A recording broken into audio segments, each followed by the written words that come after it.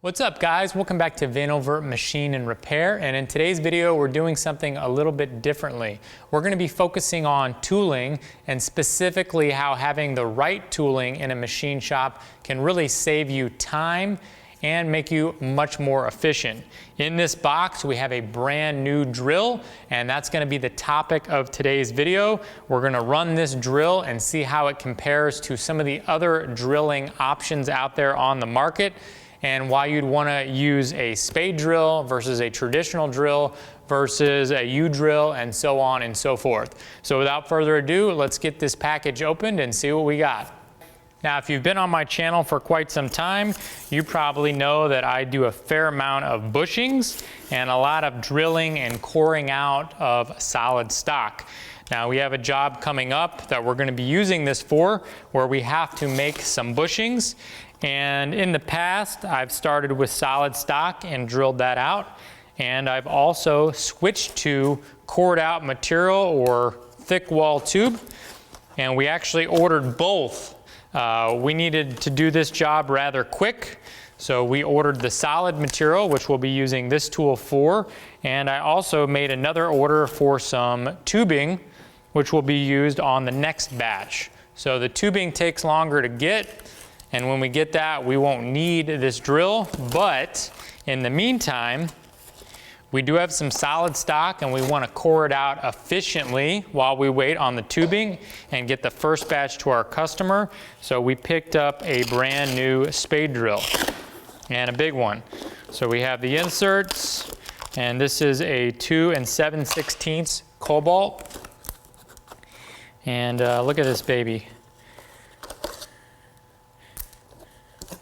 Ooh, this is beautiful.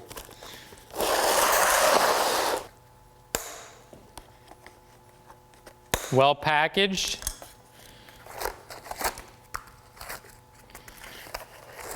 And there she is in all her glory. I've heard it said that drilling is one of the most boring operations in machining, and although that may be true for some, I really enjoy drilling. And really it comes down to the drill you choose for your application, and drilling can be one of the most efficient ways to remove material next to sawing. As I was thinking through the different drills I use in the shop on a daily basis, I realized there is a wide range of drills to choose from.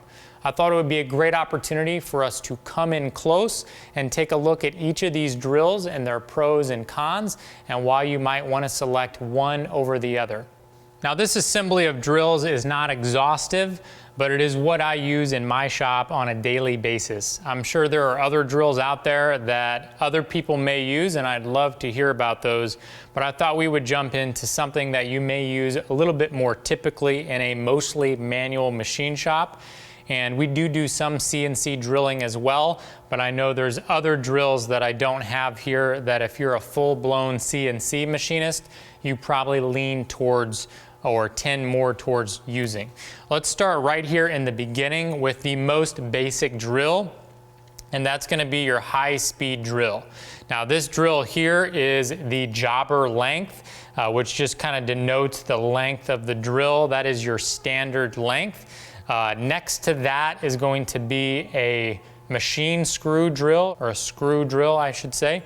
Both of these high-speed steel drills are going to be the cheapest in terms of cost, and honestly, that's probably what you're going to use for drilling in most applications.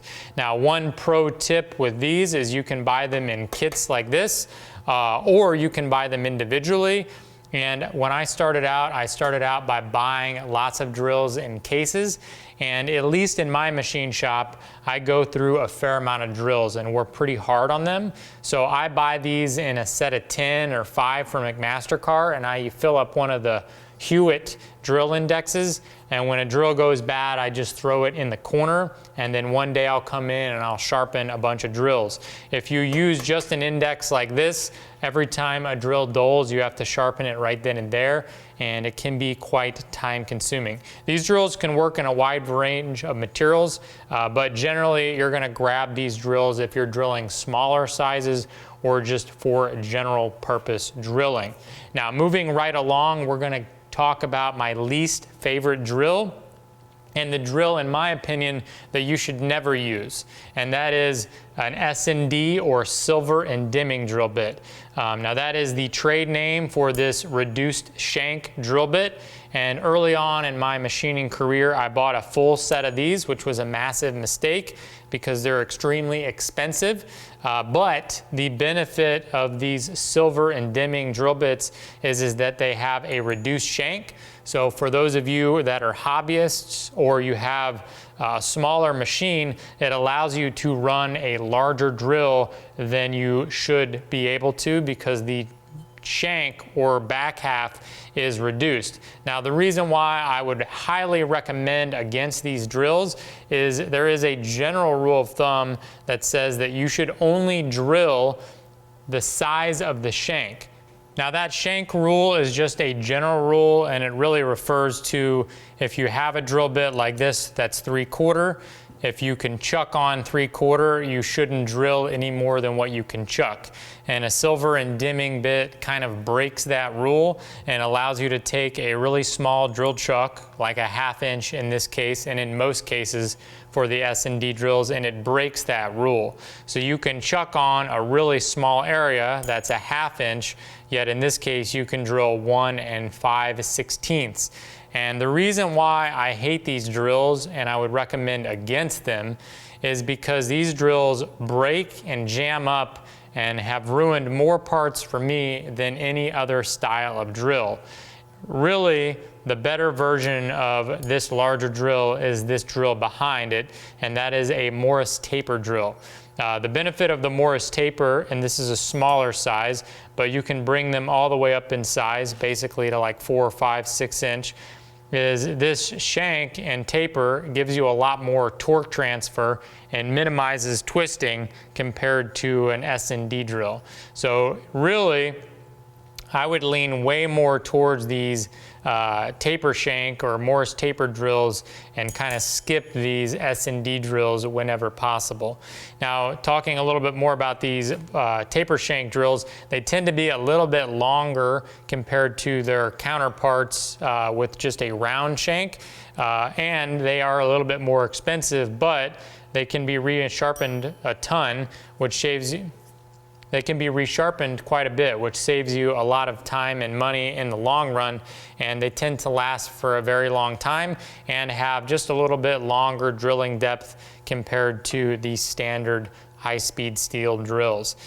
Typically, if I'm buying these one-off, I like to try to get them on eBay and get new old stock to save a little bit because a drill, even in this size, brand new, is probably like $80, $85, whereas if you got a reduced shank drill, it'd be a little bit cheaper, or even a smaller drill like this, just because you're getting less drill compared to a Morris taper drill.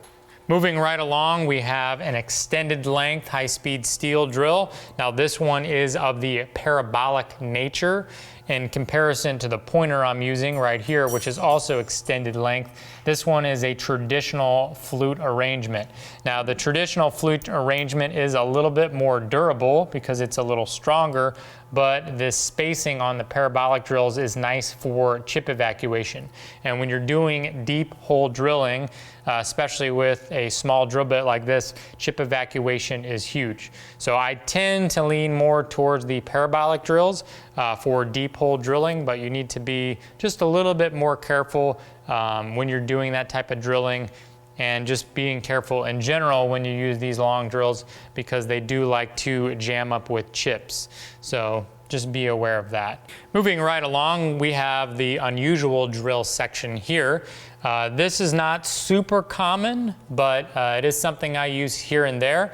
These are called stepped drills, Christmas tree drills, or unibits. They have many different names, but they really work well on sheet metal, which occasionally in the machine shop or fabrication you use these.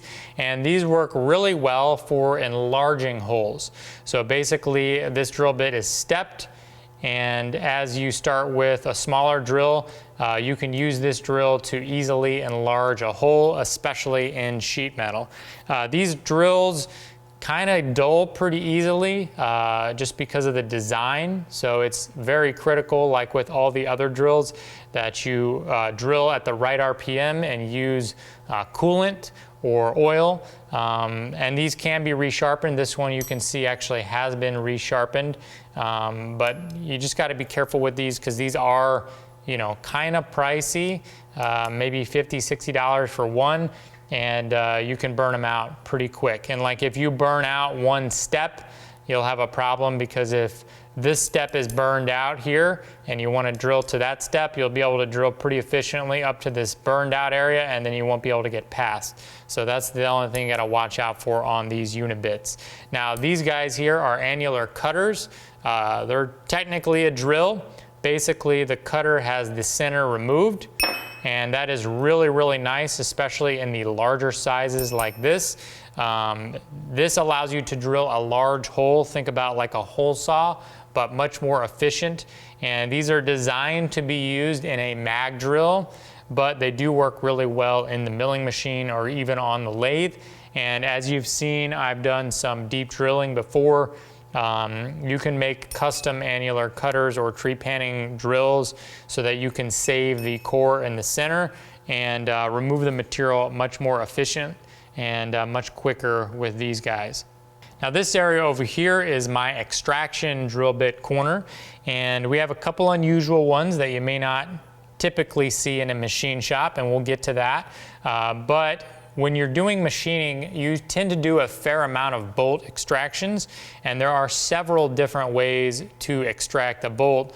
But when it comes to drilling, we'll start over here with this guy. This is a carbide drill, so it looks just like a high-speed steel drill, but it's made of solid carbide. So these are excellent for drilling out bolts because they are super hard and they will pretty much be able to drill out any bolt. The main con with these solid carbide drills is they are very expensive. Like this drill bit here is probably $100, and they are very prone to breaking, which kind of works against you because the bit is expensive and it's prone to breaking. But when someone jams a bolt down in a hole, sometimes the only thing you can use is a carbide drill, and so you need to be able to have one or have a full set. A full set of carbide drills in an index like this can go for easily $500 to $800, so they are quite pricey, but they are worth their weight in gold when you need it.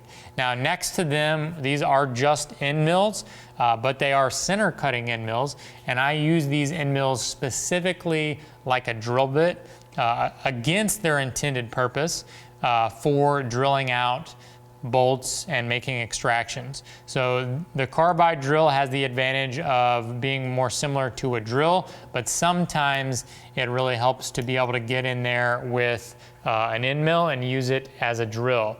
A lot of times I'm using a smaller end mill than what's here currently, but if I'm using them in a mag drill, I will run them in an ER40 collet, and if we're at the mill, then it's no problem. But a lot of times the benefit of using something like this is when you need to create a new center. This type of drill will find the old center, which is good if you have an accurate center on the bolt you're extracting, but sometimes you need to make a new center because the previous customer tried to drill it out and now the hole has a divot that's off center, and that's where these end mills can be really helpful because they're rigid and they're square, so you can sort of create a new center and then either come back with an end mill after you've created a spot or move back over to a carbide drill. Now, a little bit more unique here, and probably did not expect seeing these.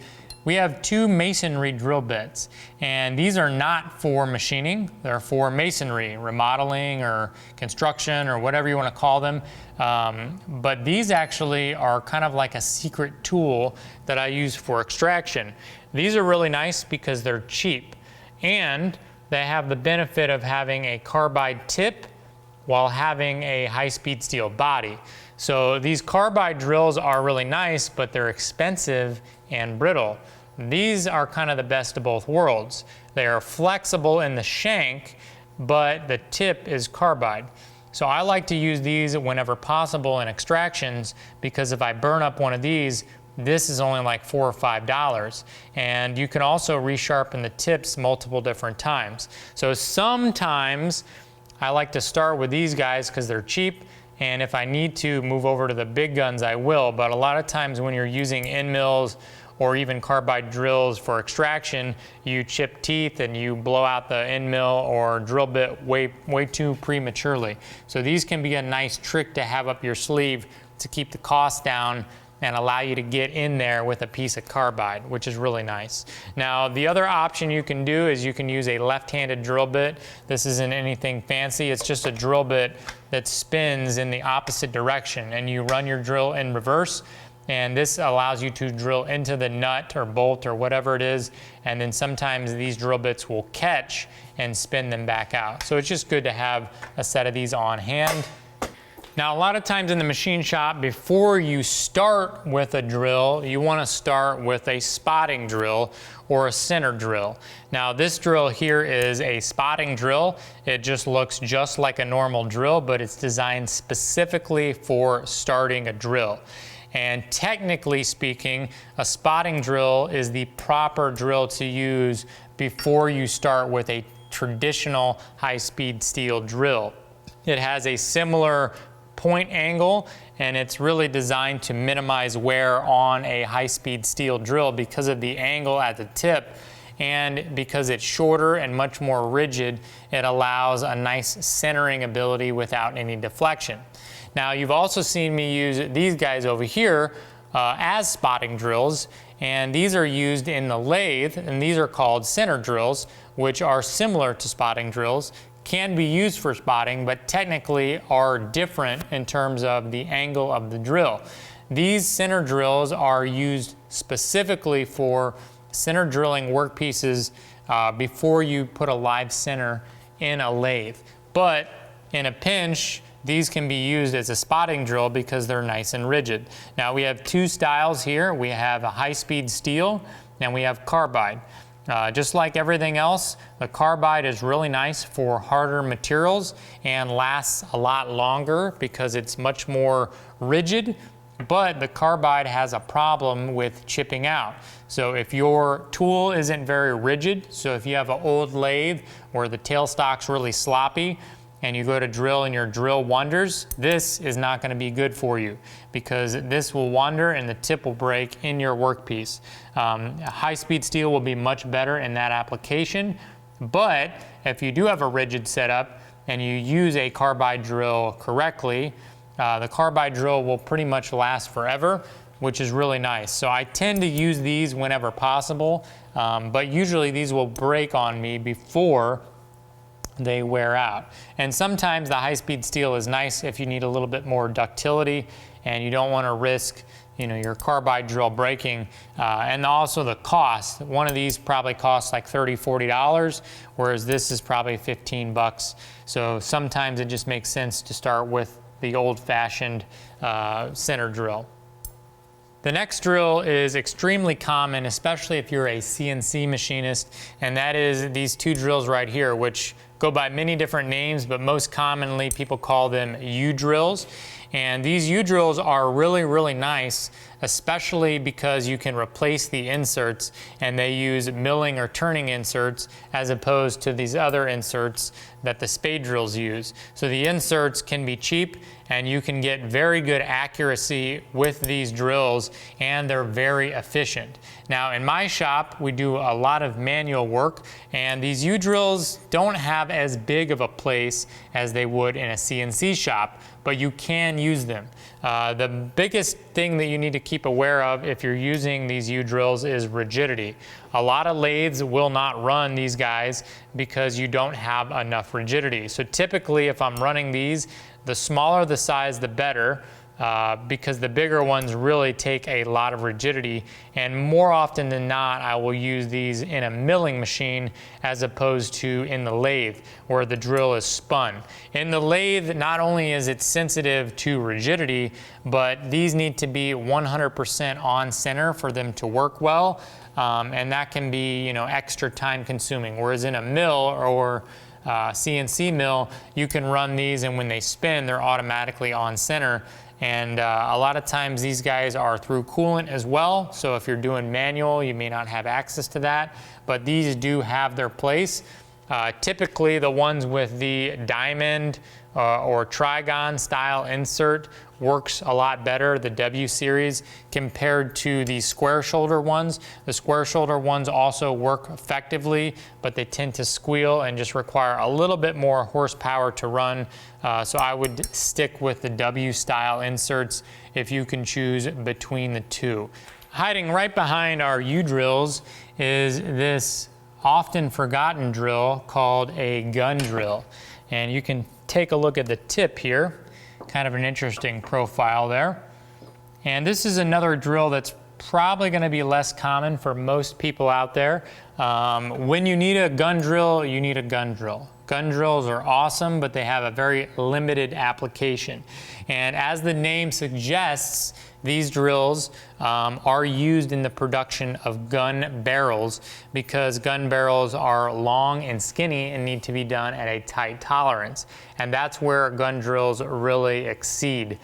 These drills are designed for really deep boring of high precision, but a gun drill really needs to be run the right way. So gun drills are not very forgiving in terms of feed rate and speed and coolant.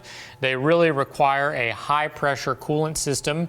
Most gun drills have coolant ports at the front, and they need a special tool holder for the shank. Now, I've used gun drills many times and they work excellent, but you really got to run them properly. If you don't have the speed set up, you can easily chip the tip, or you can have problems with the drill wandering if your setup isn't straight in line. So just be aware of that. But sometimes you do need a project where you need to drill a small hole pretty deep, and a gun drill is going to be more rigid than one of these guys. And so sometimes a gun drill is the right drill for the job. You just need to be aware that your speed and feed is accurate and that you have a very high pressure, because that pressure at the tip creates kind of like a pocket of coolant, and that helps lubricate the drill and keep it drilling nice and easy, and also help with chip evacuation in deep holes. Moving right along from the gun drill, we're on to the spade drills. Now, these spade drills in the front are of the gun variant, and that just means that they are really small and really long. So sometimes you'll see these spade drills referred to as a spade gun drill, but really they offer spade drills in multiple lengths. Typically there is a short, which is this guy over here. Then there is a standard length, which is this guy. They have an extended length, which is this guy. And then they have one or two extra extended lengths as well in each of the sizes. So the spade drills are really nice because depending on the job, you can get away with pretty much whatever depth hole you need to, but like a lot of things, you want to stick with the smallest or shortest length drill that you can get away with. Now, I have a lot of these longer drills because I'm a job shop, meaning we do a variety of work. So having a drill like this is nice because you can drill an inch, but you can also drill 18 inches. So ideally you'd have one in every size, but if you only had one, the long ones are nicer to have because they're more versatile, but you're just a little bit less rigid. So when you start your hole with a long drill, ideally you should start with a pilot, which we'll get into more in a minute. But you can, as long as you start slow, use a long drill for a short hole, but obviously you can't use a short drill for a long hole. Now, when it comes to these spade drills, they come in different sizes. Starting over here, this is a size 0, and these two are a 1. This is a 1.5. This is a 3. And then this one is a 4 right here. And the drills are sort of denoted by their size and series. So the old school series is this style here with the big insert, often referred to as the universal style. I would stay away from this size or this style of spade drill. These do work properly, but the newer style just has better chip evacuation and chip control, and it has more grades of tip tips available. Typically, this universal style with this big cutter is only available in high-speed steel, whereas the newer ones come in cobalt, HSS, different grades of carbide, different coatings, titanium coatings, nitrate coatings, and they just have more features. The chip profile is also a little bit different if you can kind of compare, and these ones come to a different style of a point, and they help produce a smaller, less stringy chip. So these are definitely more desirable. And you can also notice that this newer style, which is called the TA line from AMEC, they use the 2 screws side by side as opposed to the vertical screws or 1 screw. And they also are nice and short. So if you're looking at these in the used market, I know when I first heard of these, I bought these because I didn't know better and they're cheap. But these newer TA style do work significantly better. So the one thing we need to keep in mind when you're running spade drills is speeds and feeds and coolant. Now I know that may seem obvious because you need to keep that in mind when you're doing any machining operation, but these spade drills really shine when they are used properly, and they are terrible when you use them improperly. As an example, I started out with the old school spade drill over here, the universal style, and I ran it manually with no coolant and minimal oil, and I constantly burned it up, and it didn't provide me any value. We switched to the new style of insert on the TA series, and I ran that with coolant in the new machine, and I was able to generate holes in my parts, even in stainless, in a matter of minutes. And when run properly, these spade drills really save tons of time. But you gotta make sure they're running coolant or a significant amount of oil, and that your feed is set correctly to get that value out of a spade drill. So if you're running a spade drill on a manual machine that doesn't have coolant, you can do it, but you need to be very careful and you need to temper your expectations. This drill, as an example, I ran without coolant, and if you're doing a very shallow hole, it does work well, but only if you're not getting the tip too hot. Carbide also would be entirely recommended if you're not going to run coolant. That way you don't burn out the tips like the high-speed steel, but I would not expect to drill a completely deep hole without any form of lubrication. If it's a short hole or something, you might be able to get away with it without coolant or without oil, but anything deep, it's just not going to work out well. So for the new machine, all these spade drills work excellent because they have proper coolant flow, and we can control the feed rate with the 2-speed tailstock, so we can really get an optimal chip formation. Now, when it comes to drilling deeper holes, there are some techniques you need to be aware of when you're using these longer spade drills. Now, we actually have from Allied this kind of chart, and this chart shows you what you need to do when you're running a longer spade drill. And the moral of the story of that chart is when you run a long spade drill like this, how we talked about earlier, they have a lot of stick out and deflection. So in order to properly run these longer ones, what you need to do is you need to start the hole nice and slow. They recommend 50 RPMs. Allow it to find the center, and you want to drill 1XD deep. So if this is a 1-inch drill, 1XD would be 1 inch deep, and then this drill will drill 20XD, meaning it will do 20 inches long. So if you want to drill with this drill, you could start ideally with the same size drill, but drill 1XD deep or 2XD, and then you switch over to this drill, and now once this drill is fully supported, you can run this drill at a full RPM. In terms of starting these drills, there's 2 different ways to do it. One, you can start with a center drill, and you can use that to position the center of this, or you can start these drills without a center drill and they will find their own position, but you need to start the drills nice and slow. So, and you also need to make sure that the surface that you're starting it is completely faced. So if you took a drill like this, you can actually start this drill without a pilot, but you need to make sure that the workpiece in the lathe is completely faced, and you need to start very slow at the tip until the cutter gets fully embedded into the workpiece, so that way this cutter doesn't wander and it doesn't break the tip. The nice thing about these spade drills is that they do not require a pilot, which if you look at a larger high-speed steel drill like this, if you're drilling conventionally, you would need to drill a pilot that is the same size or a little bit larger than the web of a drill. With these spade drills, you do not need to drill a pilot, which is really nice, but you do need to make sure that the insert is fully seated into whatever you're drilling before you start to ramp up the RPM and feed rate.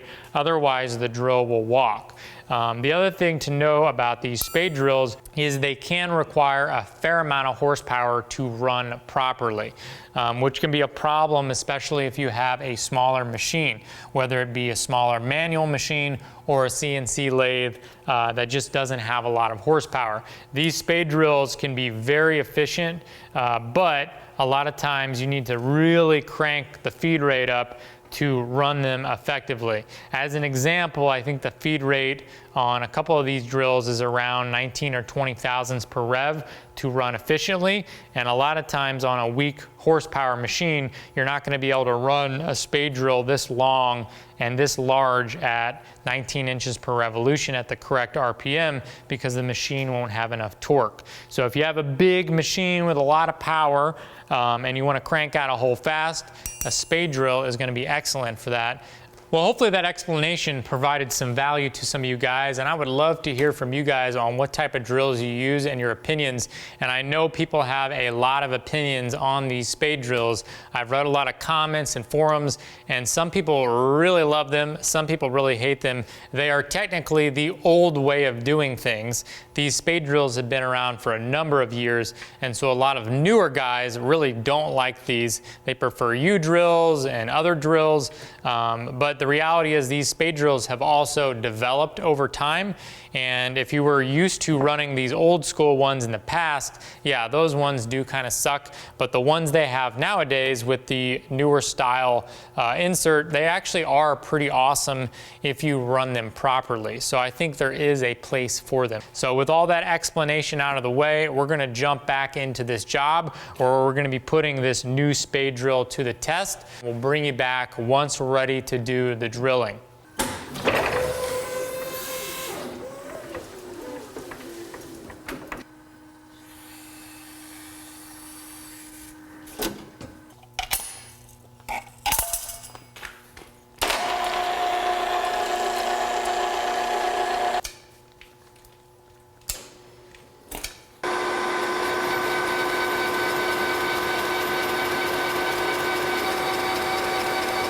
We're just getting an area prepared for the steady rest.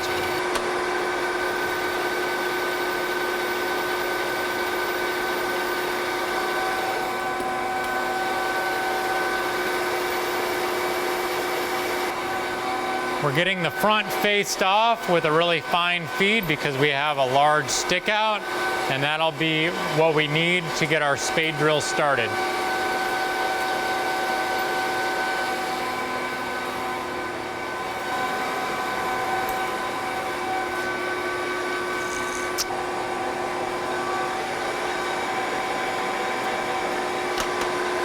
All right, let's get our steady rest out.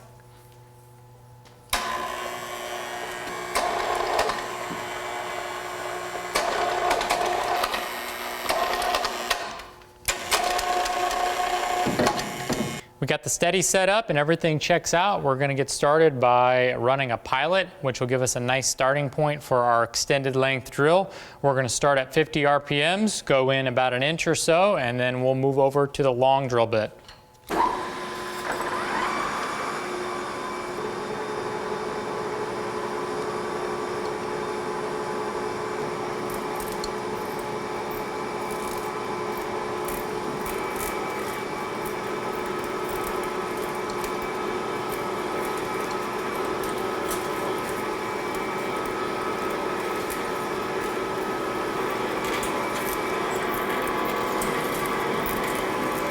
Now that we got our hole established, we're gonna step up to 250 RPMs.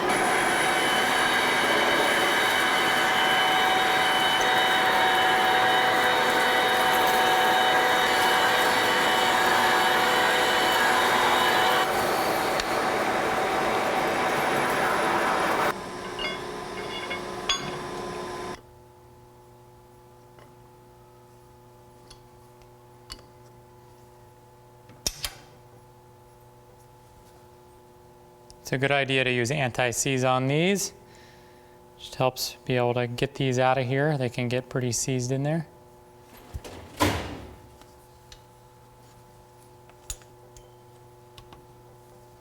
All right, we're ready to start drilling. We have our coolant, we have our bit set up, our tailstock is tightened down, steady rest, and we're gonna set up a timer. And I might speed up parts of the video, but we'll let you know how long it took to put a 2 7/16 hole about 16 inches deep. So let's come over here to our stopwatch. We'll get started. We're gonna start at 300 RPMs. 400 is probably the max RPM that you'd wanna run. We're trying to get to about 300 SFM. And in order to do that, on this diameter, that's about 400 RPM. So we'll start at 315, and then we will step it up if we need to.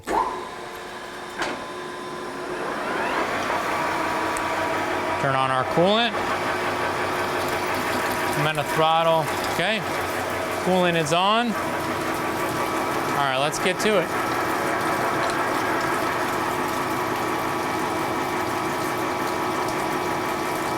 I'll creep up to the hole with the two-speed tailstock, and then once I'm there, I'll shift into a low gear, and we'll find feed.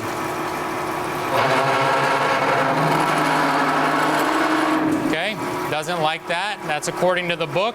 We'll step down the RPM.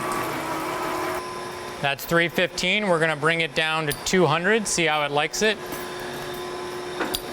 That's the thing with the drills. We need to see what they're comfortable running.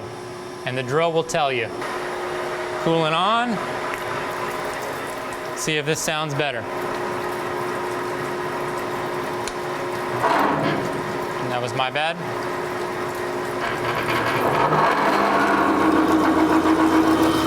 There we go.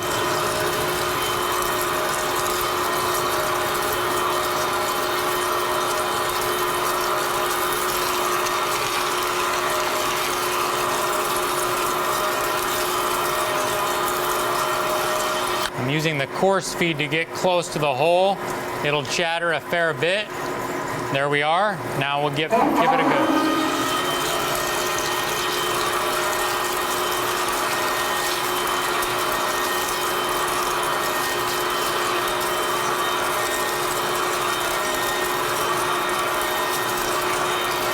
Now that we're going a little deeper, I'm gonna up the RPM.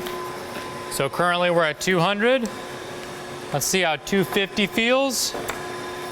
Notice our timer is still rolling.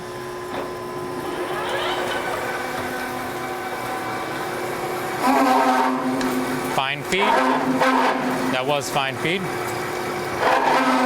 There it is, it quiets up. So we're good at this RPM. That was 250. We're gonna step it up. Well, let's go back to 315. Trying to illustrate how efficient these guys are when run properly. Here's 315. It'll be rocky on the start on this, but it should smooth out hopefully. There it is right there.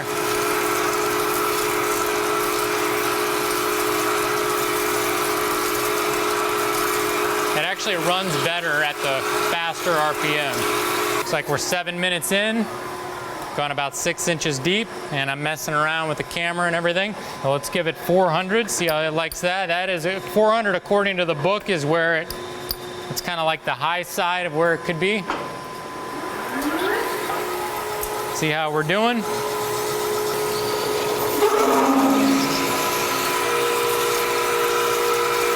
There it is, right there. This is the feed rate it wants, right here. Let me back it out. We've run out of quill travel, so we're gonna regroup. All right, we're gonna slide the tailstock in a little more. Continuing on at 400.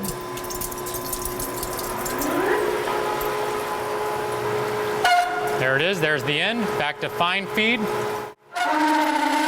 Stepping it back down to 250. Oh, our steady came off, that's what it was. That's on me, I need to tighten the steady down a little better. All right, let's go ahead and again.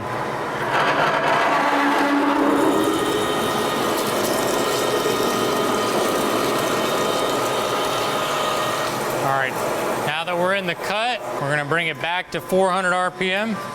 Here we go, 400 RPM. This is a good exercise to show you how sensitive this is. Let's go down to 250. I don't think I was deep into the cut.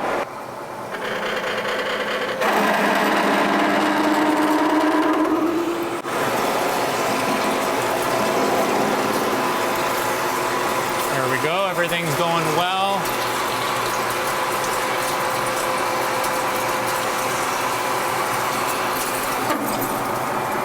Let's see if we can get back to 400 RPM.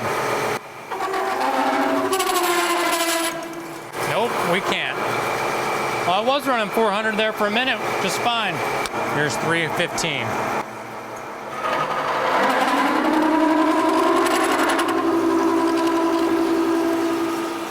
There it is, calm down, 315.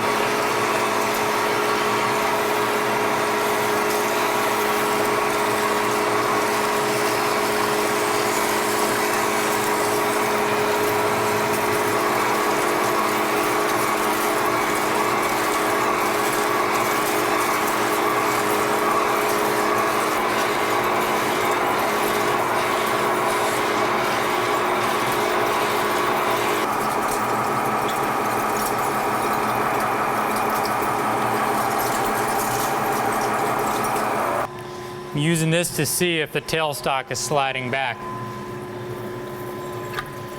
All right, we bottomed out. Back it out. Tighten it up. Somehow I'm bleeding here. This is the reality here. All right, we're 20 minutes in and we're like 6 inches away. So 315 RPMs. See how we're doing.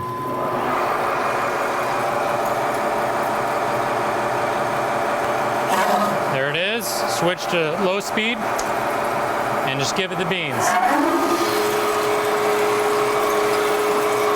Nice rhythm going. The machine's working, but not too hard. Our tailstock has moved maybe a half a thousand, so that's good.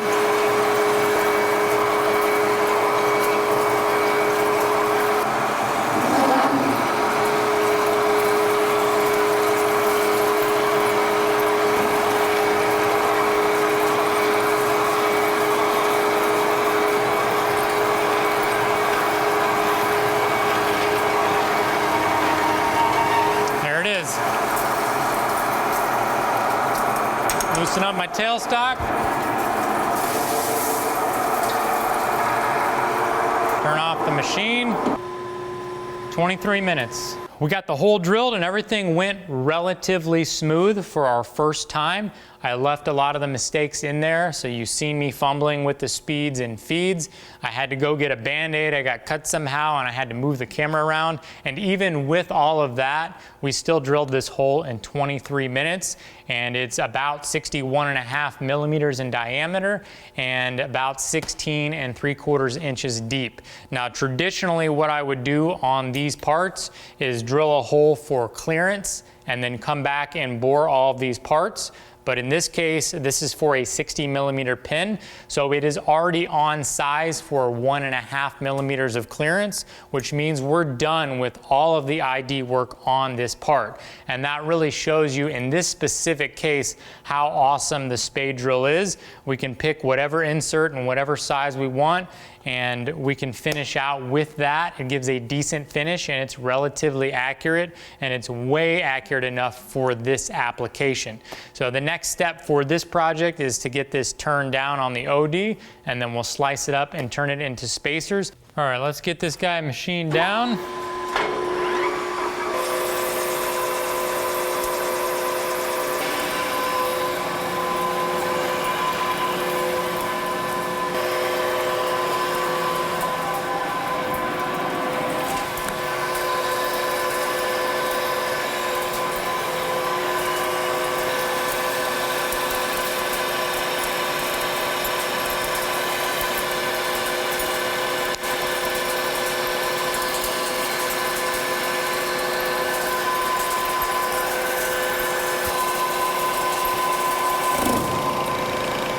think that's the first time I've kissed the jaws on this new lathe here.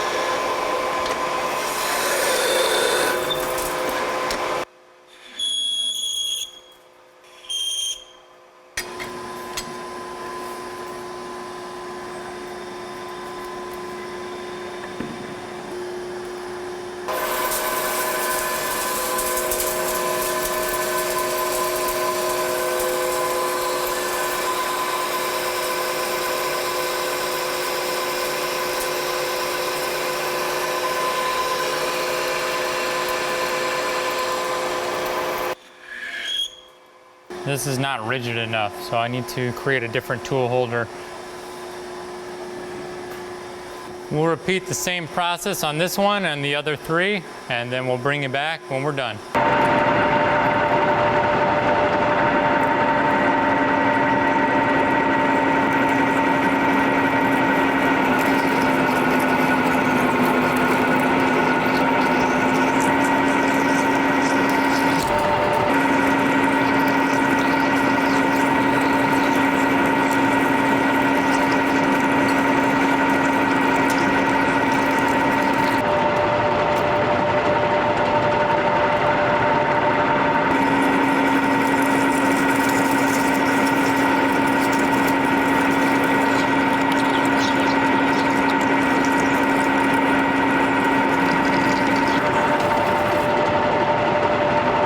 Well guys, that's a wrap. We got this job done. It's off to the customer and on to the next job. I hope you guys enjoyed our deeper dive on the drilling segment, and I hope that that added some value to those of you that are learning. And if you guys have any questions or comments, you know what to do. See you on the next one.